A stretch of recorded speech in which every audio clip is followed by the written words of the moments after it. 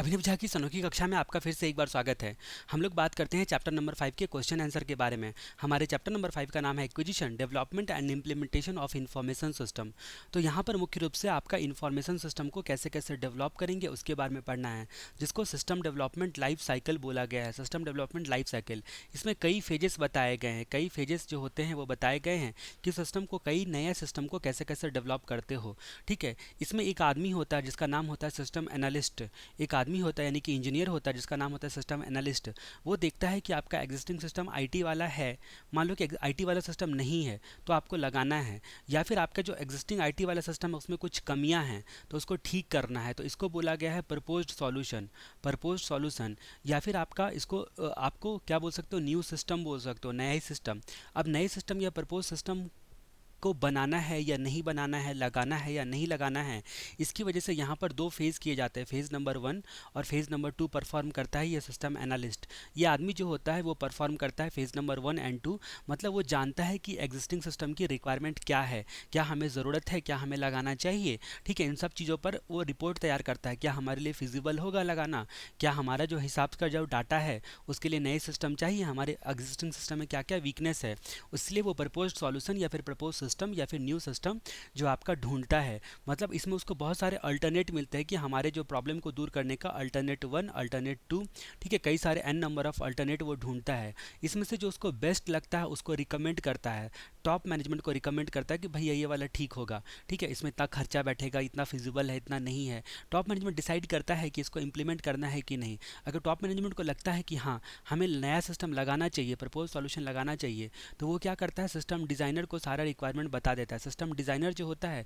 उसी हिसाब से कोड वगैरह का डिज़ाइन करता है। मतलब आपका जो मतलब क्या बोलते हैं, बेसिक डिज़ाइन यहाँ पर करता है। फिजिकल डिज़ाइन और लॉजिकल डिज़ाइन, दो प्रकार का डिज़ाइन होता है। फिजिकल डिज़ाइन का मतलब क्या, लॉजिकल डिज़ाइन, जैसे कि मान लो कि आपको बिल्डिंग बनवाना है तो आप एक पेपर पे नक्शा वगैरह ड्रॉ करवाते हो, तो वो कौन सा डिज़ाइन हो गया, लॉजिकल डिज़ाइन हो गया।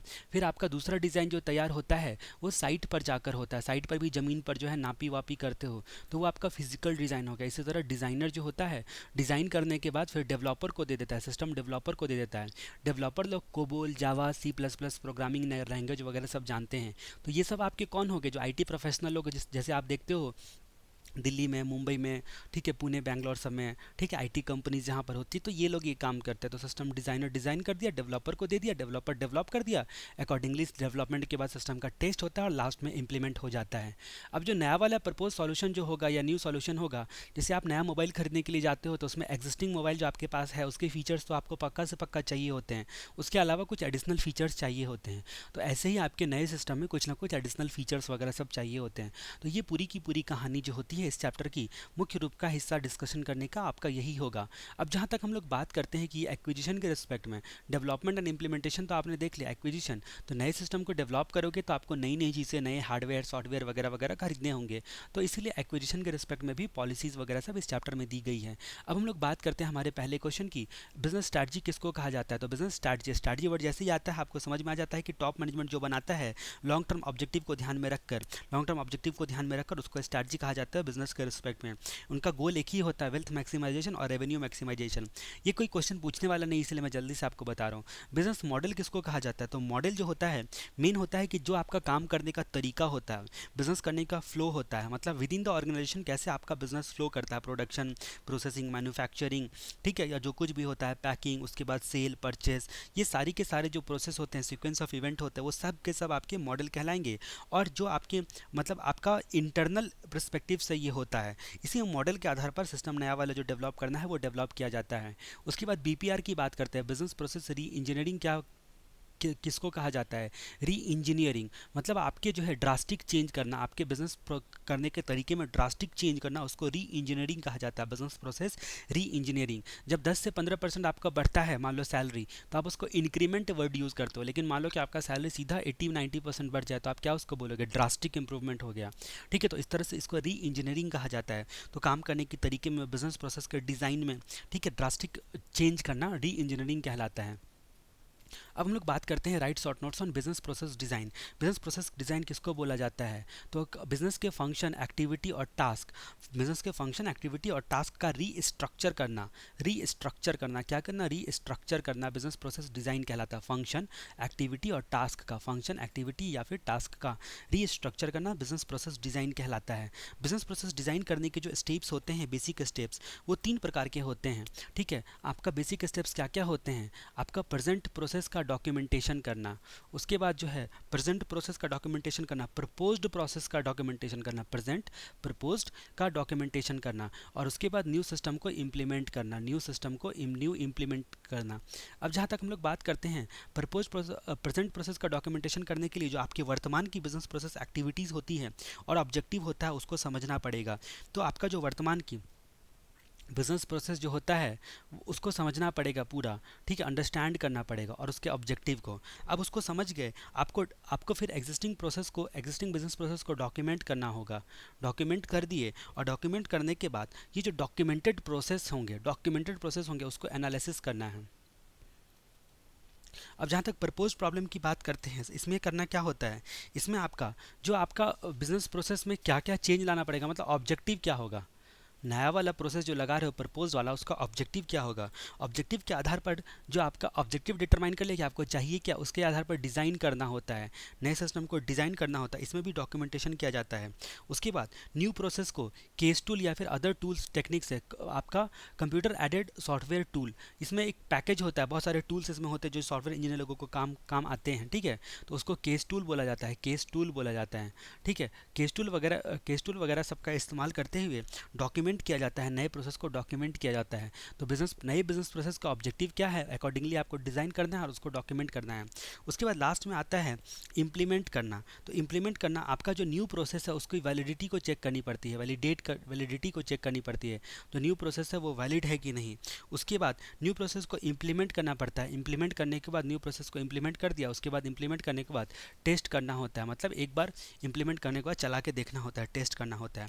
तो ये सब आपका क्या हो गया, बिजनेस प्रोसेस डिज़ाइन हो गया। बिजनेस प्रोसेस डिज़ाइन के रिस्पेक्ट में क्वेश्चन आता है तो आपको इस तरह से लिखना है। अब जहाँ तक बात करते हैं what is mean by system development. System development का मतलब क्या होता है? सिस्टम डेवलपमेंट का मतलब होता है प्रोसेस जिससे आप बिजनेस सिचुएशन को, प्रेजेंट बिजनेस सिचुएशन को एग्जामिन करते हो, ठीक है, उसको बेटर बनाने के लिए, आपका सिस्टम को बेटर बनाने के लिए, नए अच्छे प्रोसीजर और मेथड को अप्लाई करने के लिए। ठीक है, अब जहाँ तक बात करते हैं कि आपको ट्रिगर कैसे होता है। ट्रिगर कैसे होता है? जब आपका क्या बोलते हैं, नया सिस्टम जो होता है वो स्ट्रेस को लोड नहीं ले पा रहा है, स्ट्रेस का लोड नहीं ले पा रहा है, मतलब आपका कमियां है, वीकनेस है, या फिर आपका बदलते वातावरण के हिसाब से आपकी नई अपॉर्चुनिटी ऑर्गेनाइजेशन में होती है, तो उस सिचुएशन में आपको ट्रिगर हो जाता है कि सिस्टम को हमारा इंप्रूव करने का या फिर डेवलप करने का वक्त आ गया है। अब जहाँ तक बात करते हैं कि सिस्टम डेवलपमेंट का मतलब क्या होता है, तो मतलब होता है कि एग्जिस्टिंग सिस्टम में इंप्रूवमेंट करना, सीधे शब्दों में कहा जाए तो एग्जिस्टिंग सिस्टम की कमियों को ढूंढकर उसमें इंप्रूव करना, और इसके लिए जो होता है अप्रोप्रिएट मैथोलॉजी फॉलो करते हुए, प्री डिफाइंड स्टैंडर्ड के हिसाब से, ठीक है, मैथोलॉजी फॉलो करते हुए आपका नया सिस्टम डेवलप करना सिस्टम डेवलपमेंट कहलाता है। और इसमें 2 प्रकार के जो चीज़ें होती हैं, 2 चीज़ जो होती हैं वो आपका मेन कंपोनेंट होता है, 2 मेजर कंपोनेंट होता है, ध्यान रहे 2 मेजर कंपोनेंट होता है। क्यों? तो आपको पूछा जा सकता है कि 2 मेजर कंपोनेंट्स क्या क्या होते हैं। तो यहाँ पर आप देखोगे सिस्टम एनालिसिस और सिस्टम डिज़ाइन, ये 2 मेजर कंपोनेंट होते हैं, सिस्टम का एनालिसिस करना और सिस्टम को डिज़ाइन करना। ठीक है, वैसे तो आपको पता होगा कि फेजेस जो होते हैं, ठीक है, आपका जो फेज़ नंबर 1 मैंने आपको बताया था, जो सिस्टम एनालिस्ट करता है उसको बोलते हैं प्रीलिमिनरी इन्वेस्टिगेशन। वो पहले सारी चीज़ों को इन्वेस्टिगेशन करता है कि भाई हमारे जो सिस्टम है, नए वाले प्रेजेंट वाले सिस्टम है, उसमें क्या प्रॉब्लम है, नए सिस्टम का ऑब्जेक्टिव क्या होना चाहिए, नए सिस्टम का स्कोप क्या क्या होगा, नया सिस्टम हमारे लिए फिजिबल है या नहीं है। उसके बाद सिस्टम रिक्वायरमेंट एनालिसिस ये करता है, ठीक है, उसके बाद जाके सिस्टम डिज़ाइन होता है। लेकिन यहाँ पर बताया गया है 2 कंपोनेंट, एनालिसिस और डिज़ाइन। तो ये जो 2 कंपोनेंट होते हैं, एनालिसिस करना और डिज़ाइन करना, ये आपका मुख्य रूप से 2 कंपोनेंट होते हैं, एनालिसिस करना और डिज़ाइन करना। ये आपका फेज़ में भी आएगा, एनालिसिस और डिज़ाइन करना, ये आपका फेज़ नंबर 2 आएगा, ये फेज़ नंबर 3 आएगा, और आपका फेज़ नंबर 1 जो सिस्टम डेवलपमेंट लाइफ साइकिल का होगा वो आपका कौन सा आएगा, तो प्रिलिमिनरी इन्वेस्टिगेशन आएगा। अब जहाँ तक हम लोग बात करते हैं कि सिस्टम एनालिसिस में क्या क्या किया जाता है, यहाँ पर आपका फैक्ट को जो है कलेक्ट किया जाता है, प्रॉब्लम को जो है डायग्नोसिस किया जाता है, ठीक है। एनालिसिस करते वक्त में आपका फैक्ट को कलेक्ट किया जाता है और उसके बाद उसका इंटरप्रिटेशन निकाला जाता है, अकॉर्डिंगली उसका सॉल्यूशन ढूंढा जाता है, उसके बाद रिकमेंड किया जाता है इंप्रूव करने के लिए। ये आपका कौन करता है, सिस्टम एनालिस्ट करता है। सिस्टम एनालिसिस सिस्टम एनालिस्ट करता है और ये सिस्टम डिज़ाइनर डिज़ाइन करता है। यहाँ पर क्या होता है, सिस्टम एनालिस्ट को समझना पड़ता है एग्जिस्टिंग सिस्टम के वर्क को और एग्जिस्टिंग सिस्टम के फ्लो को, और आपका जो भी आपका नए सिस्टम में आपको चाहिए उसके स्कोप वगैरह को समझना पड़ता है। सिस्टम डिज़ाइन में क्या होता है, यहाँ पर आपका प्लानिंग किया जाता है कि नया बिजनेस जो होता है वो कैसा होगा और नया बिजनेस कैसे कैसे एग्जिस्टिंग सिस्टम को रिप्लेस करेगा नया सिस्टम। ये काम सिस्टम डिज़ाइनर करता है। सिस्टम डिज़ाइनर को आपको नॉलेज रहना चाहिए वर्तमान सिस्टम का और नए सिस्टम से जो रिक्वायरमेंट होती है उसका, और उसके बाद अकॉर्डिंगली वो फिजिकल लेवल डिज़ाइन और लॉजिकल लेवल डिज़ाइन करता है। वो फिजिकल लेवल डिज़ाइन और लॉजिकल लेवल डिज़ाइन करता है। अब हम लोग बात करते हैं what do you understand by system development life cycle. System development life cycle के बारे में आप क्या समझते हो, तो यहाँ पर क्या होता है, इसमें सेट ऑफ एक्टिविटीज़ होता है। सिस्टम डेवलपमेंट लाइफ साइकिल का मतलब सेट ऑफ एक्टिविटीज़ होता है जिसको प्री डिफाइंड और कोऑर्डिनेटेड मैनर में कैरी करना होता है। नए सिस्टम को डेवलप करने के लिए कई प्रकार की एक्टिविटीज़ का सेट होता है जिसको प्री डिफाइंड और कोऑर्डिनेटेड मैनर में परफॉर्म करना रहता है। इसमें कई सारे लोग जो होते हैं, सिस्टम डेवलपमेंट टीम वर्ड से बुलाओगे आप उसको, कई सारे लोग इन्वॉल्व होते हैं जिसको सिस्टम डेवलपमेंट टीम कहा जाता है। अब जहाँ तक बात करते हैं कि सिस्टम डेवलपमेंट टीम में कौन कौन होंगे, ठीक है, वो हम बाद में देखेंगे कि सिस्टम डेवलपमेंट टीम, तो एक एक वर्ड जो मैं आपको बोल रहा हूँ वो आपको याद रखना पड़ेगा। अब जहाँ तक बात करते हैं कि सिस्टम डेवलपमेंट में कुछ फेजेस होते हैं। अब आपको लिखना है कि मतलब आप ये सेंटेंस नहीं लिख सकते हो कि मतलब किसी से आप पूछोगे सॉफ्टवेयर इंजीनियर से तो वो बोलेगा 6 फेजेस होते हैं, 6 फेज होते हैं, ठीक है। कुछ आपको पुरानी वाली स्टडी मेटल में 7 फेजेस में बताया गया था, लेकिन अभी जो नई वाली स्टडी मेटल आई है उसमें 8 फेजेस में बताया गया था। तो आप ये कभी मत लिखना कि there are 8 phases of system development. आपको क्या लिखना है कि मतलब क्या बोलते हैं, there are many phases of system development. आप नंबर मत बताना क्योंकि किसी की नज़रों में 6 है, किसी की नज़रों में 7 है और किसी की नज़रों में 8 है, क्योंकि स्टडी मेटल में 8 लिखा हुआ है, ठीक है। इसीलिए आपको क्या करना पड़ेगा, आपको 8 फेजेस में ही लिखना पड़ेगा। तो आपका 8 फेजेस क्या क्या होते हैं सिस्टम डेवलपमेंट लाइफ साइकिल के, तो आपको याद रखना है। IRDA ने आपको दिया, IRDA insurance regulatory development authority, IRDA का मतलब आप जानते ही हो। IRDA ने आपको दिया सिस्टम यानी कि आपके दिमाग को डेवलप करने का टिप, ठीक है। तो इसमें आपके 8 फेजेस हो गए। आई का मतलब क्या होता है, प्रीलिमिनरी इन्वेस्टिगेशन। आई का मतलब है प्रीलिमिनरी इन्वेस्टिगेशन। देखो ये सारी चीज़ों को हमें काफ़ी डिटेल में आपको पढ़ना है, ठीक है। तो ऑब्वियसली कि ये सारा चीज़ अंदर में आपको एक एक पॉइंट यहाँ पर याद हो जाएगा, लेकिन फिर भी मैं आपको याद करवाने के लिए मेमोरी टेक्निक का थोड़ा बहुत उपयोग करता हूँ। आई का मतलब क्या हो गया, प्रीलिमिनरी इन्वेस्टिगेशन, इन्वेस्टिगेट करना, ये काम सिस्टम एनालिस्ट करता है। उसके बाद रिक्वायरमेंट एनालिसिस, ठीक है, system requirement analysis, system requirement analysis यहाँ पर SRS रिपोर्ट तैयार करता है, सिस्टम रिक्वायरमेंट स्पेसिफिकेशन रिपोर्ट तैयार करके सिस्टम एनालिस्ट क्या करेगा, मैनेजमेंट वाले को देगा, मैनेजमेंट वालों को देगा, ठीक है। उसके बाद डी का मतलब क्या हो गया, डी का मतलब क्या हो गया, डी का मतलब हो गया आपका सिस्टम क्या बोलते हैं, सिस्टम डिज़ाइन, डिज़ाइनर करता है ये काम, थर्ड वाला फेज सिस्टम डिज़ाइन। उसके बाद डिज़ाइन कर लिया तो चीज़ों लगेंगी, ज़रूरतें होंगी, आपको सामान वामान खरीदना पड़ेगा, तो सिस्टम एक्विजिशन, इसको चौथे फेज में डाला गया है नई वाली स्टडी मेटल में। तो सिस्टम एक्विजिशन, और सिस्टम एक्विजिशन करने के बाद क्या होगा, सिस्टम को डेवलप किया जाता है, सिस्टम डेवलप किया जाता है, ठीक है। सिस्टम को डेवलप करने के बाद सिस्टम का टेस्ट किया जाता है, टेस्ट करने के बाद इंप्लीमेंट किया जाता है, और इंप्लीमेंट करने के बाद पोस्ट इंप्लीमेंटेशन रिव्यू किया जाता है, post implementation review and maintenance, ठीक है। तो इस तरह से आपके जो हैं करीब करीब 8 फेजेस जाएंगे। अब जहाँ तक आपको यहाँ पर हम लोग बात करते हैं, अगर मान लो कि आपसे क्वेश्चन में पूछा जाता है what do you understand by system development life cycle, ठीक है, या फिर आपको बोला जा सकता है explain the different activity of system development life cycle, या फिर बोला जा सकता है क्या क्या आपको एक्टिविटी परफॉर्म करनी पड़ेगी सिस्टम रिक्वायरमेंट एनालिसिस के रिस्पेक्ट में, ठीक है, या किसी भी तरह करके इन सब फेजेस के बारे में आपसे पूछी जा सकती है जानकारी, ठीक है। अगर मान लो कि कम मार्क्स के लिए रहता है, 4 से लेकर 6 मार्क्स के लिए रहता है, तो आपको कुछ बेसिक डिटेल जो है लिखना है। बाकी इन सारी चीज़ों में बहुत ज़्यादा चीज़ें दी गई है, इसके अंदर के सब पॉइंट्स भी आपको पूछ सकते हैं। तो ये सारे के सारे फेजेस जो होते हैं वो काफ़ी अच्छे तरीके से पढ़ने पड़ेंगे। सबसे पहले जहाँ तक बात करते हैं प्रिलिमिनरी इन्वेस्टिगेशन की, इन्वेस्टिगेशन तो इसको क्या बोलते हैं, प्रिलिमिनरी इन्वेस्टिगेशन की बात करते हैं। तो प्रिलिमिनरी इन्वेस्टिगेशन में क्या किया जाता है, सिस्टम एनालिस्ट ये काम करता है। यहाँ पर वो क्या इन्वेस्टिगेशन करता है कि आपका एग्जिस्टिंग सिस्टम में क्या क्या कमियाँ होती हैं, क्या क्या प्रॉब्लम होती हैं, और नए सिस्टम को लगाने का क्या ऑब्जेक्टिव होगा, क्या स्कोप होगा, क्या नया सिस्टम फिजिबल होगा। इसके आधार पर वो प्रिलिमिनरी इन्वेस्टिगेशन रिपोर्ट तैयार करता है, ठीक है, या फिर इसको फिजिबिलिटी रिपोर्ट भी बोलते हैं, और वो रिपोर्ट मैनेजमेंट को सौंप देता है, ठीक है, ये रिपोर्ट मैनेजमेंट को सौंप देता है। दूसरा आता है आपका सिस्टम रिक्वायरमेंट एनालिसिस। दूसरा फेज़ आता है आपका सिस्टम रिक्वायरमेंट एनालिसिस। इसमें क्या करता है, यहाँ पर आपको थॉरो और डिटेल अंडरस्टैंडिंग करता है करंट सिस्टम का रिक्वायरमेंट, करंट सिस्टम के रिक्वायरमेंट में क्या क्या कमियां हैं उसको ठीक करने के लिए, नए सिस्टम में क्या क्या रिक्वायरमेंट होती है, उसका यहाँ पर रिपोर्ट तैयार करना है। तो वो क्या करेगा, सबसे पहले वापस से करंट सिस्टम को समझेगा। यहाँ पर इन्वेस्टिगेशन के दौरान भी समझ लिया है, लेकिन यहाँ पर समझ के डॉक्यूमेंट भी करेगा। उसके बाद एरिया ढूंढेगा, चुन चुन के एरिया निकालेगा जहाँ पर मॉडिफिकेशन करने की ज़रूरत है, प्रॉब्लम को सॉल्व करने के लिए मॉडिफिकेशन करने की ज़रूरत है। उसके बाद यहाँ पर यूज़र या फिर मैनेजरल रिक्वायरमेंट डिटरमाइन करेगा कि किस टाइप का यूज़र चाहिए और क्या क्या मैनेजमेंट में चेंजेस चाहिए। और उसके बाद फेयर आइडिया लगाएगा कि क्या क्या टूल्स जो होंगे वो हमें खरीदने पड़ेंगे, मतलब जितनी भी रिक्वायरमेंट होंगी, इंसानों से लेकर, खरीदने से लेकर, मॉडिफिकेशन से लेकर, उसके बाद जो भी आपका करंट सिस्टम में कमियां हैं, सारी चीज़ों को यहाँ पर रिक्वायरमेंट को एनालिसिस करेगा। और एनालिसिस करने के बाद लास्ट में एक रिपोर्ट तैयार करके देगा। उस रिपोर्ट को बोला जाता है system requirement specification report, system requirement specification report.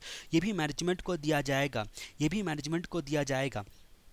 अब इस रिक्वायरमेंट एनालिसिस करते वक्त में बहुत लोगों से उसको कंसल्ट करना पड़ेगा, स्टेक होल्डर लोगों से सबका एक्सपेक्टेशन जानना पड़ेगा, क्या क्या कॉन्फ्लिक्ट आएगी नए सिस्टम को लेके वो देखना पड़ेगा। उसके बाद जो कॉन्फ्लिक्ट आएगी उसमें प्रायोरिटी क्या होगी, क्या क्या रिक्वायरमेंट होंगे, ठीक है, क्या क्या आपको टूल्स लगेंगे, क्या क्या एक्टिविटीज़ जो होती हैं उसका मॉडलिंग करना पड़ेगा या री इंजीनियरिंग करना पड़ेगा नए सिस्टम के रिस्पेक्ट में, वो सारी चीज़ें का पता लगाता है। उसके बाद जहाँ तक बात करते हैं, ये आपका IRD, डी का मतलब क्या हो गया, सिस्टम डिज़ाइन करना। सिस्टम डिज़ाइनर जो होता है वो डिज़ाइन करता है। अब ये जो सिस्टम रिक्वायरमेंट एनालिसिस का रिपोर्ट जो होता है मैनेजमेंट को दिया जाता है, बहुत सारे अल्टरनेट को रिकमेंड करते हुए, उसमें से बहुत सारे अल्टरनेट को बताते हुए, अल्टरनेट ऑप्शन जो सॉल्यूशन का होता है उसको बताते हुए अल्टरनेट सॉल्यूशन को, और उसमें से एक टॉप मैनेजमेंट को चुनना होता है, वो डिज़ाइनर को देता है। डिज़ाइनर उसी आधार पर डिज़ाइन करेगा। डिज़ाइनर क्या करेगा, टॉप मैनेजमेंट ने जो उसको बेस्ट चुन के दिया है उसको डिज़ाइन करेगा, उसमें डिस्क्राइब करेगा सारी चीज़ों को, सारे सिस्टम के फ्लो को, इंटरेक्शन को, ठीक है, बिजनेस मॉडल को, और नए सिस्टम में क्या क्या फैसिलिटीज़ होगी, उन सारी चीज़ों को कंसिडर करते हुए वो क्या करेगा, आपका फिजिकल और लॉजिकल लेवल पर डिज़ाइन तैयार करेगा। डिज़ाइन तैयार करने के बाद, यानी कि ब्लूप्रिंट तैयार करने के बाद, डिज़ाइन का जो ब्लूप्रिंट होगा वो आपको क्या करेगा, हार्डवेयर, सॉफ्टवेयर, पीपल, इन सब के रिस्पेक्ट में और डाटा रिसोर्सेज के रिस्पेक्ट में वो क्या करेगा, डेवलपर को दे देगा, और डेवलपर अकॉर्डिंगली जो होता है वो डेवलप करता है। अब डेवलप करने से पहले जो चीज़ें लगेंगी उसका एक्विजिशन किया जाएगा। एक्विजिशन करने के लिए भी बहुत सारे प्रोसेस वगैरह सबको फॉलो किए जाएंगे, ठीक है। अब उसके बाद जो डिज़ाइनर उसके बाद डेवलप होगा, सिस्टम का डेवलप किया जाएगा। डेवलप करने के लिए क्या होगा, डेवलपर लोग यहाँ पर कोडिंग वगैरह सब करेंगे, क्योंकि वो प्रोग्रामिंग लैंग्वेज वगैरह सब जानते हैं, और कोडिंग वगैरह सबका साथ में डॉक्यूमेंटेशन भी करेंगे। उसके बाद इंटीग्रेट करके सिस्टम बनाएंगे। यहाँ पर हम लोग देखेंगे कई प्रकार की मैथोलॉजी होती है सिस्टम को डेवलप करने के लिए। कई जो बड़े सिस्टम होते हैं, ठीक है, सॉफ्टवेयर मान लो कि डेवलप करना है बड़ा वाला, जो बड़े सिस्टम होते हैं उसको कई छोटे छोटे टुकड़ों में बांट दिया जाता है। छोटे छोटे टुकड़ों में अगर बांट दिया तो उसके बाद इसको क्या बोल सकते हैं, इसको बिल्ड बोल सकते हैं, या फिर इसको आप क्या बोलते हैं, सब सिस्टम बोल सकते हो या बिल्ड बोल सकते हो। अब ये जो आपका सब सिस्टम है या फिर बिल्ड है, इसको आपका डेवलप करता है, ठीक है, एक डेवलपर टीम को दे दिया जाता है, डेवलपमेंट टीम को दे दिया जाता है। इसका एक हेड बना लिया जाता है। एक हेड जो होता है वो जिम्मेदार होता है सिस्टम के लिए, और एक हेड होता है वो पूरे ओवरऑल सिस्टम के लिए जिम्मेदार होता है। इन सब हेड को क्या बोलते हैं हम लोग टीम में देखेंगे, सिस्टम डेवलपमेंट टीम के बारे में देखेंगे। अब जहाँ तक बात करते हैं कि छोटे छोटे टुकड़ों में बांट दिया, ठीक है, तो ये आपका क्या बोलते हैं, एक आइसोलेशन में भी एक सिस्टम की तरह ये हो सकता है या नहीं भी हो सकता है। तो build 1, build 2, build 3, build 4, build 5, 6, 7, 8, 9, 10, 11, 12। अब किसी बड़े सिस्टम का ये मान लो 12 बिल्ड है, उसमें क्या होगा कि आपका डेवलपर लोग क्या करेगा ना, कोडिंग वोडिंग करके ये अपना कोडिंग, ये अपना कोडिंग, ये अपना कोडिंग, ये कर लेगा। अब जो ये स्मॉलेस्ट टेस्टेबल पार्ट को जो टेस्ट किया जाएगा, डेवलपमेंट करने के बाद क्या होता है, टेस्ट किया जाता है। तो टेस्ट किया जाएगा, तो सिर्फ सिंगल को टेस्ट करोगे, अकेले अकेले सबको टेस्ट करोगे तो उसको कहेंगे हम लोग यूनिट टेस्टिंग। लेकिन आपने एक दो सिस्टम को इंटीग्रेट करके, 1 2 3 को इंटीग्रेट करके, या फिर हर परमुटेशन कॉम्बिनेशन में इंटीग्रेट करके 2 3 4 इधर से उठाएं, 2 3 4 इधर से उठाएं, तो उसको क्या बोलेंगे हम लोग, इंटीग्रेटेड टेस्टिंग। इंटीग्रेटेड टेस्टिंग तो टेस्ट के तीन प्रकार होते हैं, यूनिट टेस्टिंग, इंटीग्रेटेड टेस्टिंग और पूरा का पूरा ओवरऑल सिस्टम को टेस्ट करना, पूरा का पूरा ओवरऑल सिस्टम को टेस्ट करना, उसको बोला जाएगा सिस्टम टेस्टिंग। ठीक है, overall system testing, unit testing, integrated testing और system overall system testing. Unit क्या होता है, सबसे स्मॉलेस्ट टेस्टेबल पार्ट होता है किसी भी सिस्टम का। मान लो कि हमारे सिस्टम में एक छोटा वाला बिल्ड जो है वो आपका स्मॉलेस्ट टेस्टेबल पार्ट है, जो कि आइसोलेशन में टेस्ट किया जा सकता है, चलाकर देखा जा सकता है। ठीक है, उसके बाद 1 2 3 ये तीन बिल्ड को आपस में इंटीग्रेट कर दिया, फिर 1 3 5 1 3 7, इसके बाद धीरे धीरे करके हर परमुटेशन कॉम्बिनेशन को इंटीग्रेटेड टेस्टिंग उसको बोलते हैं। और पूरे सिस्टम को एक साथ सारा का बारहो जब बन गया, डेवलप हो गया, उसको जोड़ के देखा जाता है कि हाँ अब काम कर रहा है कैसा, तो उसको हम लोग सिस्टम ओवरऑल सिस्टम टेस्टिंग बोलते हैं। तो सिस्टम टेस्ट किया जाता है। टेस्ट करने के बाद जो होता है, ये आपका जो टेस्ट डेवलपर लोग होता है, ये इंजीनियर लोग ही टेस्ट करते हैं। ठीक है, क्लाइंट के साइट पर जाने से पहले या क्लाइंट के साइट पर जाकर भी अगर टेस्ट करना होगा, अगर ज़रूरी है लगा तो वो टेस्ट करते हैं। अब जहाँ तक बात करते हैं टेस्ट के बाद इम्प्लीमेंट किया जाता है। इम्प्लीमेंट करने के बाद जैसे गाड़ी खरीद के आप लाते हो और एक बार उसको चला के देखते हो, तो इम्प्लीमेंट करने के बाद पोस्ट इम्प्लीमेंटेशन रिव्यू किया जाता है। पोस्ट इम्प्लीमेंटेशन रिव्यू किया जाता है और फिर उसका पोस्ट इम्प्लीमेंटेशन रिव्यू में कुछ कमियां नज़र आती हैं तो अकॉर्डिंगली जो होता है मेंटेनेंस किया जाता है, अकॉर्डिंगली जो होता है मेंटेनेंस किया जाता है। तो इस तरह से जो ये फेजेस जो हैं वो आपके चलेंगे। जो सारे फेजेस हम लोग काफ़ी डिटेल में देखने वाले हैं, इसलिए एक एक चीज़ें आपको याद हो जाएंगी। अगर अभी आपको समझ में मतलब समझ में आना है अभी केवल, लेकिन इस चैप्टर में खासियत है कि इसमें ज़्यादा रटने की ज़रूरत नहीं, आपको केवल समझना है और आपका हो जाएगा ये चैप्टर। इसमें ज़्यादा रटने की कहीं पे आवश्यकता नहीं है, कहीं मेमोरी टेक्निक वगैरह की आपको आवश्यकता नहीं है। अब जहाँ तक हम लोग बात करते हैं, हमारा एक क्वेश्चन आता है कि क्यों अक्सर फर्म फेल कर जाता है उसके सिस्टम डेवलपमेंट ऑब्जेक्टिव को पाने में, क्यों आखिर फेल कर जाता है सिस्टम डेवलपमेंट के ऑब्जेक्टिव को पाने में। तो ये चार तरह के, चार कैटेगरी में इसके रीज़न हो सकते हैं जो आपका ऑब्जेक्टिव को पाने में, सिस्टम डेवलपमेंट ऑब्जेक्टिव जो उद्देश्य होता है उसको पाने में जो अक्सर जो होता है ऑर्गेनाइजेशन फेल कर जाता है। अब ये चार रीज़न क्या क्या होते हैं, तो कितना भी दिमाग लगाया पर फिर भी कभी कभी क्या होता है, सिस्टम आपका फेल कर जाता है। कभी कभी जो होता है वो सिस्टम फेल कर जाता है। इसके चार प्रकार के रीज़न की कैटेगरी आप बोल सकते हो। सबसे बड़ा प्रॉब्लम होता है यूज़र से रिलेटेड कुछ इशूज़, उसके बाद यूज़र के रिस्पेक्ट में कुछ इशू के बाद डेवलपर्स के रिस्पेक्ट में कुछ इशू। ठीक है, जो सिस्टम आपका फेल कर जाता है। उसके बाद आपका मैनेजमेंट रिलेटेड इशू होता है, मैनेजमेंट भी कारण होता है। और टेक्नोलॉजी जो होती है बार बार चेंज होते रहती है, न्यू टेक्नोलॉजी की वजह से भी चेंज हो जाता है। आपका जो फेल हो जाता है, मतलब सिस्टम डेवलपमेंट का ऑब्जेक्टिव जो होता है, नए सिस्टम डेवलप करने का आपका उद्देश्य ही फेल हो जाता है। सबसे पहले यूज़र रिलेटेड प्रॉब्लम क्या होती है कि यूज़र का नीड जो होता है वो बदलते रहता है। ठीक है, यूज़र का नीड जो होता है वो चेंज होते रहता है लगातार। इसमें प्रॉब्लम आती है कि भाई यूज़र का नीड ही बदलते रहेगा तो फिर डेवलप एक बात पे वो टिकेगा ही नहीं, तो काम कैसे होगा। उसके बाद यूज़र अपने वर्किंग स्टाइल में चेंज करना पसंद नहीं करता है, रेजिस्टेंस टू चेंज। ठीक है, तो वो अपने वर्किंग स्टाइल में, जो उसका वर्किंग स्टाइल होता है उसमें वो चेंज नहीं करना चाहता है। उसके बाद यूज़र जो होता है सिस्टम डेवलपमेंट में पार्टिसिपेट नहीं करता है, या फिर lack of user participation, participate नहीं करेगा तो प्रॉब्लम होगा, क्योंकि उसको भी साथ में पार्टिसिपेट करना पड़ेगा। कई प्रकार के मैथोलॉजी में हम लोग देखेंगे जहाँ पर देखेंगे यूज़र और डेवलपर साथ साथ मिलकर पार्टिसिपेट करता है। ठीक है, अब जहाँ तक बात करते हैं कि आपका हम लोग एक देखेंगे rapid application development. Rapid application development, इसमें हम लोग देखेंगे रैपिड एप्लीकेशन डेवलपमेंट जो मैथोलॉजी होती है उसमें जैड का प्रयोग किया जाता है, जॉइंट एप्लीकेशन डेवलपमेंट सिस्टम का प्रयोग किया जाता है।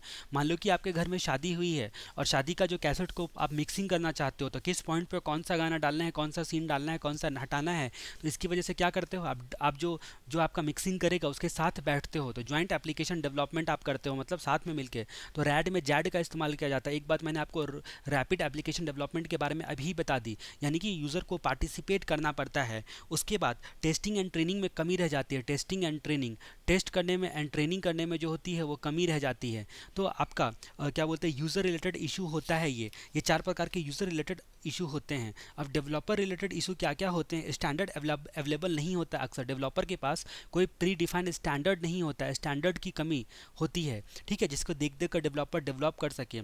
उसके बाद जो स्टाफ होते हैं उसका प्रॉब्लम होता है, मतलब वर्क जो होता है बहुत ज़्यादा होता है, ओवर वर्क और अंडर ट्रेंड डेवलप जो स्टाफ होते हैं वो स्टाफ की प्रॉब्लम होती है, डेवलपर स्टाफ की।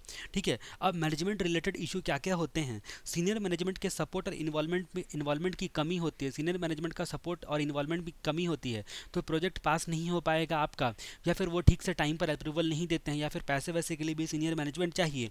उसके बाद सिस्टम जो आपका मैनेजमेंट रिलेटेड इशू में जो आपकी स्ट्रैटेजी की कमी रह जाती है, स्ट्रैटेजी की कमी रह जाती है, ठीक है। तो सिस्टम डेवलपमेंट के करने के दौरान मैनेजमेंट रिलेटेड इशू में स्ट्रैटेजी की कमी रह जाती है। न्यू टेक्नोलॉजी, कंपटीशन के दौर में नई टेक्नोलॉजी होती है बराबर जो आते रहती है, और नई टेक्नोलॉजी लगा तो लिया, मान लो आप स्टाफ वगैरह को ट्रेनिंग नहीं दे पाए, उस हिसाब से जो स्टाफ आपका ट्रेन नहीं है, तो उस सिचुएशन में प्रॉब्लम आपको हो सकती है। तो इस तरह से हम लोगों ने देखा कि क्यों सिस्टम फेल हो जाता है। 4 पॉइंट में आप आंसर को लिख सकते हो। अब जहाँ तक बात करते हैं सिस्टम डेवलपमेंट मैथोलॉजी के बारे में, सिस्टम को डेवलप करने की कई प्रकार की मैथोलॉजी होती है। सिस्टम डेवलपमेंट मैथोलॉजी, मैथोलॉजी का मतलब क्या होता है? मैथ किसी चीज़ की मैथोलॉजी का मतलब होता है कोई भी आपका क्या बोलते हैं, डॉक्यूमेंटेड सेट ऑफ एक्टिविटीज़, मतलब जो फॉर्मल वे में आपको एक फ्रेमवर्क बताए। फ्रेमवर्क आपका एक फ्रेमवर्क होता है, ठीक है, जिसमें आप जो कि जिसमें सेट ऑफ एक्टिविटीज़ बताई रहती है डॉक्यूमेंटेड करके, जिसको आप यूज़ करोगे जब एक्चुअल में प्रोजेक्ट का डेवलपमेंट करने के लिए जाओगे। यानी कि एक प्रकार का फॉर्मल डॉक्यूमेंटेशन होता है। इसमें आप सिस्टम को डेवलप करने के दौरान, एक्वायर करने के दौरान और मेंटेन करने के रिस्पेक्ट में सारी बातें लिखी रहती है। तो ये मैथोलॉजी होती है। अब जहाँ तक बात करते हैं कि जो सिस्टम डेवलपमेंट मैथोलॉजी होती है उसके फीचर्स क्या क्या होते हैं। फीचर्स,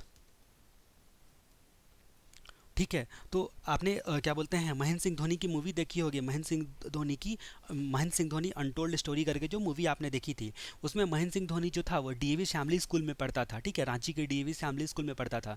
लेकिन यहाँ पर मान लो कि वो डीपीएस स्कूल में पढ़ता था। डीपीएस स्कूल में मतलब डीपीएस स्कूल में पढ़ता था। अब जहाँ तक बात करते हैं कि डीपीएस स्कूल के बाद पढ़ने के बाद वो क्या बन गया था, रेलवे में टीटीई बन गया था, तो टीटी, ठीक है, उसका पोस्ट चेंज हो गया, ठीक है। डीपीएस के टीटी का जो है पोस्ट जो हो गया, चेंज हो गया, डीपीएस के टीटी का पोस्ट जो है चेंज हो गया। तो ये आपके सिस्टम डेवलपमेंट मैथोलॉजी है, उसकी मैथोलॉजी है कि वो इतना बड़ा क्रिकेट स्टार बन गया, मतलब डीपीएस स्कूल के टीटी का चेंज हो गया पोस्ट। तो मैथोलॉजी का सबसे पहला फीचर्स क्या होता है? मैथोलॉजी का सबसे पहला फीचर्स होता है डिवाइड, ठीक है। सबसे पहले डिवाइड फीचर्स होता है, मतलब प्रोजेक्ट को, मतलब कई प्रोसेस में डिवाइड किया जाता है, प्रोजेक्ट को कई प्रोसेस में डिवाइड किया जाता है, मतलब नंबर ऑफ आइडेंटिफाइड प्रोसेस में जो है डिवाइड किया जाता है। हर एक प्रोसेस का जो होता है एक स्टार्ट पॉइंट होता है और एक एंड पॉइंट होता है। जैसे कि आपने सीपीएम पर्ट में जो आपने ये बनाया होगा, क्या बोलते हैं उसको, सीपीएम पर्ट में जो आपने ग्राफ बनाया होगा, उसमें हर प्रोसेस में देखते थे कि भाई आप डायग्राम जो बनाते हो उसमें हर का एक स्टार्ट पॉइंट होता है और एक एंड पॉइंट होता है, ठीक है। ऑपरेशन रिसर्च में मैं भूल भी रहा हूँ उसको क्या तो बोलते हैं, नेटवर्क डायग्राम, ठीक है। नेटवर्क डायग्राम बनाते हो तो उसका क्या होता, स्टार्ट पॉइंट और एंड पॉइंट, स्टार्ट पॉइंट और एंड पॉइंट, ठीक है। वैसे ही प्रोजेक्ट को कई भाग में डिवाइड किया जाएगा, हर एक का आपका ईच प्रोसेस का एक स्टार्ट पॉइंट होगा और एक एंड पॉइंट होगा, और वो जो प्रोसेस होंगे वो आइडेंटिफाइड होने चाहिए, उस पर प्रॉपर प्लानिंग और प्रॉपर कंट्रोल होना चाहिए। हर एक प्रोसेस जो होता है उसमें भी कई प्रकार की इंटरनली कई प्रकार की एक्टिविटीज़ होगी, ठीक है। उसके बाद डिवाइड द प्रोजेक्ट, सबसे पहला तो आपका फीचर्स हो गया, ठीक है, मेथोलॉजी अपनाने का। दूसरा, पीरियोडिक रिपोर्ट जमा करना पड़ता है प्रोग्रेस पर, प्रोग्रेस रिपोर्ट। हर मेथोलॉजी में प्रोग्रेस रिपोर्ट जो कि पीरियोडिक बेसिस पर जमा करना होता है वो आता है। उसके बाद साइन ऑफ रहता है, हर एक कंट्रोल पॉइंट पर साइन ऑफ। साइन ऑफ का मतलब क्या हो गया? साइन ऑफ का मतलब आपका हो गया कि मतलब आपका अगले प्रोसेस में जाने से पहले क्या होगा, आपको साइन ऑफ लेना पड़ेगा, ठीक है। किसका किसका साइन ऑफ लेना पड़ेगा, ठीक है। तो यहाँ पर साइन ऑफ जो लिया जाता है मैनेजमेंट का, ठीक है, उसके बाद ऑडिटर का, और उसके बाद जो यूज़र होते हैं उसका, डेवलपमेंट करने के रिस्पेक्ट में जो यूज़र होते हैं उसका, मैड का, मैनेजमेंट, उसके बाद ऑडिटर और डेवलपर, ठीक है। इन लोगों का साइन ऑफ लिया जाता है, यानी कि अप्रूवल लिया जाता है, अप्रूवल वगैरह सब जो है अकॉर्डिंगली लिया जाता है। उसके बाद क्या होता है, साइन ऑफ के बाद जो हर प्रोसेस का जो होता है टेस्ट किया जाता है, ठीक है। हर सिस्टम का जो होता है वो इम्प्लीमेंटेशन करने से पहले टेस्ट किया जाता है, और अकॉर्डिंगली मॉडिफिकेशन की अगर ज़रूरत होती है तो मॉडिफाई किया जाता है। तो test and modify, test and modify ये सब फीचर्स होते हैं, टेस्ट करके आप मॉडिफाई करते हो। दूसरे टी का मतलब क्या हो गया, ट्रेनिंग, मतलब आपका ट्रेनिंग जो होता है वो प्रॉपरली डॉक्यूमेंटेड होता है, और ट्रेनिंग में आपके लोग इन्वॉल्व होते हैं। ट्रेनिंग आपका जो होता है ट्रेन प्रॉपर तरीके से होगा, pre defined and pre defined manner में और कोऑर्डिनेटेड मैनर में आपका होगा। उसके बाद चेंज का मतलब क्या हो गया, कुछ भी आपको चेंज करना है, ठीक है, तो उसका फॉर्मल प्रोसीजर होना चाहिए। चेंज कंट्रोल होता है प्रॉपरली, आपका जो मैथोलॉजी का मतलब क्या हो गया कि आपको अगर सिस्टम का डेवलपमेंट के तरीके में या फिर किसी फेज़ में या फिर सिस्टम में कोई भी चेंज लगाना है जो ऑलरेडी डेवलप हो चुका है उस पर, तो उसके रिस्पेक्ट में भी प्रॉपर कंट्रोल होगा, यानी कि प्रॉपर फॉर्मल प्रोसीजर होगा कुछ भी चेंज करना होगा तो। और पोस्ट का मतलब क्या हो गया, post implementation review. Post implementation review, post implementation review की व्यवस्था होनी चाहिए ताकि इम्प्लीमेंटेशन के बाद भी इफेक्टिवनेस जो है वो बना रहे। तो ये सिस्टम डेवलपमेंट मेथोलॉजी क्या होती है और उसके फीचर्स के बारे में हम लोगों ने जाना। डीपीएस के टीटी का चेंज हो गया पोस्ट, ये आपको याद रखना है। उसके बाद जहाँ तक हम लोग बात करते हैं, explain the general advantage of system development methodology for managing IS project. Information system project को मैनेज करने के लिए क्या क्या, मतलब अगर आप जो नया सिस्टम बना रहे हो, सिस्टम डेवलपमेंट मेथोलॉजी का पालन करते हुए बना रहे हो, तो आपको क्या जनरल बेनिफिट होगा, क्या फ़ायदे होंगे, उसके रिस्पेक्ट में हम लोग बात करते हैं कि भैया बहुत तरह का आप सिस्टम बनाते हो, लेकिन यहाँ पर आपसे सवाल क्या पूछा जा रहा है कि भैया आप अगर मैथोलॉजी को फॉलो करते हुए सिस्टम डेवलप कर रहे हो तो उसके क्या क्या फ़ायदे होंगे। यहाँ पर लगातार 3 क्वेश्चन बनता है जो कि आपको मैथोलॉजी को पालन करते हुए अगर आप नया सिस्टम बना रहे हो तो उस सिचुएशन में क्या क्या फ़ायदे क्या क्या नुकसान होंगे। सबसे पहले आपको बोला गया है कि इंफॉर्मेशन सिस्टम प्रोजेक्ट में, यानी कि मैनेजमेंट के पर्सपेक्टिव से आपको एडवांटेज लिखना है सिस्टम डेवलपमेंट का पालन करते हुए नए सिस्टम को बनाने में। दूसरा कि ऑडिटर के पॉइंट ऑफ व्यू से लिखना है कि मैथोलॉजी को अगर आप बना रहे हो मतलब आपका क्या एडवांटेज होगा सिस्टम डेवलपमेंट मैथोलॉजी का आईएएस ऑडिटर के पॉइंट ऑफ व्यू से। और तीसरा जो लिमिटेशंस, यानी कि क्या क्या डिमेरिट्स होंगे, जो आप शॉर्ट कमिंग्स एंड लिमिटेशंस होंगे अगर आप मेथोलॉजी का पालन कर रहे हो तो तीनों क्वेश्चन को हम लोगों को लगातार देखना है। सबसे पहले जहां तक बात करते हैं general advantage of system development methodology for managing IAS project. IAS project को मैनेज करने का जो आपका सबसे पहला क्या होता है खासियत, कि आपका प्लानिंग एंड कंट्रोल रहता है, प्रॉपर प्लानिंग एंड कंट्रोल। तो सबसे पहला एडवांटेज होता है मैनेजमेंट के पॉइंट ऑफ व्यू से हम लोग देख रहे हैं। दूसरा, स्टैंडर्ड का फॉलो, प्री डिफाइंड स्टैंडर्ड को फॉलो किया जाता है, प्री डिफाइंड स्टैंडर्ड को फॉलो किया जाता है। तीसरा कि प्रॉपर डॉक्यूमेंटेशन होता है, डॉक्यूमेंटेशन जो होता है वो प्रॉपर होता है। चौथी बात कि आपका रिव्यू एंड साइन ऑफ हर फेज में जो होता है माइलस्टोन का काम करता है, माइलस्टोन का काम करता है। क्या चीज़, माइलस्टोन का काम क्या करता है, review and sign off, review and approval यानी कि साइन ऑफ, ये हर एक फेज में माइलस्टोन का काम करता है। तो पहली बात आ गई आपकी प्लानिंग एंड कंट्रोल, दूसरा स्टैंडर्ड को फॉलो किया जाता है, तीसरा डॉक्यूमेंटेशन प्रॉपर होता है, उसके बाद रिव्यू एंड साइन ऑफ। ये आपके जनरल एडवांटेजेस हो गए। अब ऑडिटर के पॉइंट ऑफ व्यू से जहाँ तक हम लोग बात करते हैं advantage of system development methodology from the view point of IAS auditor. IAS auditor के पॉइंट ऑफ व्यू से ऑडिटर को हर एक फेज की क्लैरिटी बनी रहती है, ऑडिटर को हर एक फेज का क्लैरिटी जो होता है ओवरऑल उसका व्यूज़ जो है बना रहता है। ऑडिटर का जो होता है कंप्लाइंस रिपोर्ट तैयार करना उसके लिए आसान होता है, क्योंकि कौन से फेज की क्या मेथोलॉजी है उसको पता होता है। ये आपका आईएएस ऑडिटर ही होता है, इंफॉर्मेशन सिस्टम ऑडिटर ही होता है, तो उसको पता होता है कि भाई हर एक फेज में आपको क्या क्या जो चीज़ें हो रही हैं उसका पालन जो होता है, कंप्लाइंस हो रहा है कि नहीं हो रहा है, सारे स्टैंडर्ड का कोई स्टैंडर्ड भटक तो नहीं रहा अपनी जगह से, हर की क्लैरिटी बनी रहती है। और उसके बाद कंप्लाइंस रिपोर्ट तैयार करना उसके लिए आसान होता है। उसके बाद क्योंकि उसको सिस्टम डेवलपमेंट का नॉलेज होता है इसलिए अकॉर्डिंगली वो अपना रिकमेंडेशन भी दे सकता है हर एक फेज़ के रिस्पेक्ट में। और उसके बाद चौथी कि आपका एसडीएलसी फेज़ का जो है थ्रू आउट रिव्यू वो कर सकता है, कर पाता है, मतलब मेथड एंड टेक्निक का रिव्यू, थ्रू आउट रिव्यू, ठीक है, मेथड एंड टेक्निक का, मेथड एंड टेक्निक का वो रिव्यू कर पाता है ऑडिटर। आपको मैं जानकारी के लिए बता दूं कि जो सिस्टम डेवलपमेंट टीम हम लोग देखने वाले हैं, सिस्टम डेवलपमेंट टीम में कौन कौन इन्वॉल्व होगा, उसमें आपको याद आएगा कि हम लोग आईएएस ऑडिटर भी जो होता है सिस्टम डेवलपमेंट टीम का एक पार्ट होता है, आईएएस ऑडिटर भी, इसलिए वो रिकमेंड कर सकता है। तो 4 फायदे हो गए मैनेजमेंट के रिस्पेक्ट से। मैनेजमेंट के रिस्पेक्ट से प्लानिंग एंड कंट्रोल अच्छा रहता है, स्टैंडर्ड का फॉलो होता है, डॉक्यूमेंटेशन होता है, रिव्यू एंड साइन ऑफ जो होता है हर फेज़ का माइलस्टोन होता है। ऑडिटर के हिसाब से ऑडिटर को क्लैरिटी होती है, हर एक फेज़ की कंप्लाइंस रिपोर्ट तैयार करना आसान होता है। ऑडिटर का रिकमेंडेशन जो होता है वो आपका हर वक्त रहता है, ठीक है, शुरू से रहता है। उसके बाद तो आपका through out system development phase में ऑडिटर रिव्यू कर पाता है मेथड एंड टेक्निक्स का। अब जहाँ तक हम लोग बात करते हैं कि क्या क्या लिमिटेशंस होते हैं एसडीएलसी मेथोलॉजी के, क्या क्या लिमिटेशंस होते हैं, यानी कि इनमें क्या क्या खामियां होती है, तो उसमें 4 पॉइंट, इसमें 4 पॉइंट, तो आप लिमिटेशन में भी 4 पॉइंट ही यहाँ पर है, ठीक है। तो आपको यहाँ पर याद रखना है कि सब में 4-4 पॉइंट से ज़्यादा आपको नहीं लिखने हैं अगर ये सारी चीज़ें आती है तो, क्योंकि 4-4 पॉइंट है।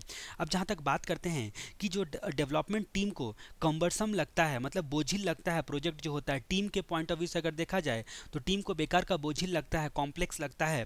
उसके बाद जो होता है इंड प्रोजेक्ट जो होता है बहुत देर तक विजिबल नहीं होता, इंड प्रोडक्ट विजिबिलिटी, ठीक है। तो आपका जो इंड प्रोडक्ट जो होता है वो देर तक विजिबल नहीं होता है, तो इंड प्रोडक्ट की विजिबिलिटी में लैकनेस कमी रह जाती है, ठीक है, लैकिंग रह जाता है। उसके बाद तीसरी बात कहते हैं, तीसरी बात यहाँ पर कहा गया है कि रिजिडिटी होने के कारण प्रोजेक्ट ड्यूरेशन जो होता है वो आपका लंबा हो जाता है। तो ड्यूरेशन जो होता है, ड्यूरेशन लंबा हो जाता है, तो पहले तो प्रोजेक्ट टीम को हेक्टिक लगता है, इंड प्रोजेक्ट देर तक विजिबल नहीं होता है, प्रोजेक्ट का ड्यूरेशन बड़ा हो जाता है क्योंकि अप्रोच में रिजिडिटी होने के कारण।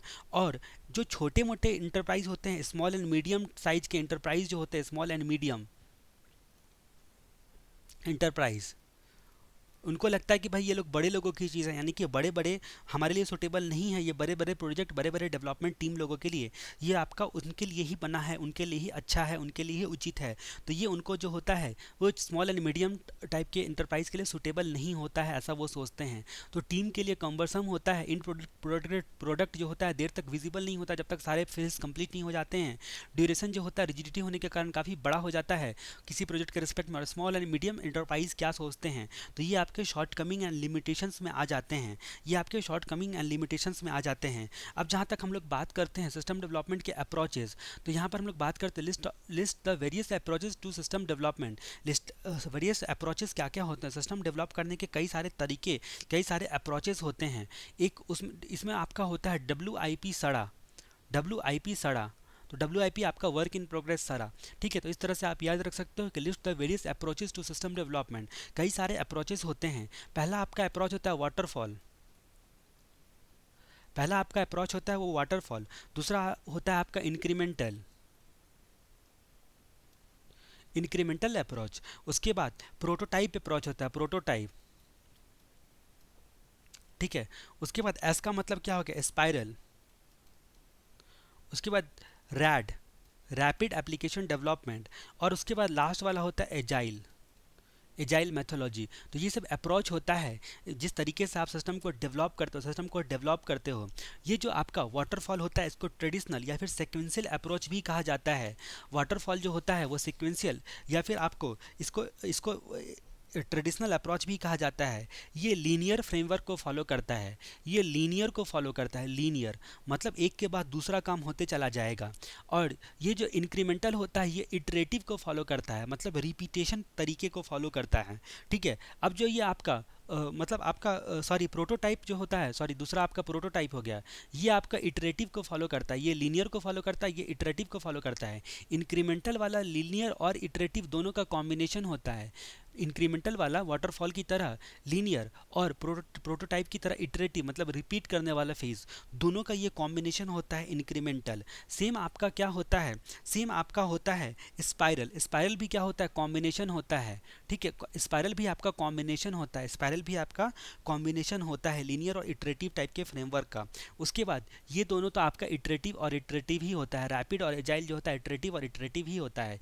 तो मतलब तीन प्रकार के जो होते हैं आपका, ठीक है, तीन प्रकार के प्रा लोग जो होते हैं वो केवल प्रोटोटाइप, रैपिड और एजाइल, ये आपका क्या होता है, इटरेटिव फॉलो करते हैं। प्रा जो होता है स्ट्रिक्टली इटरेटिव फॉलो करते हैं।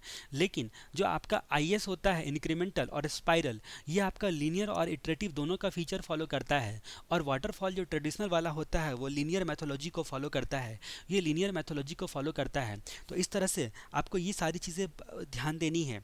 ये सारी क्या कहलाते हैं, ये अप्रोचेस कहलाते हैं। और DPS के TT का चेंज हो गया पोस्ट, वो हम लोगों ने मैथोलॉजी के फीचर्स देखे। तो एग्जाम में क्या पूछा जाता है उसके हिसाब से आपको ध्यान देना है। अब यहाँ पर जितने भी अप्रोचेस होते हैं हर एक अपने हिसाब से जो बेस्ट सुटेबल मैथोलॉजी होती है वो बताते हैं कि किस तरह का प्रोजेक्ट मतलब आपका जो प्रोजेक्ट के पर डिपेंड करता है कि आप कौन सा मैथोलॉजी को चुनते हो, कौन सा अप्रोच को चुनते हो, ठीक है।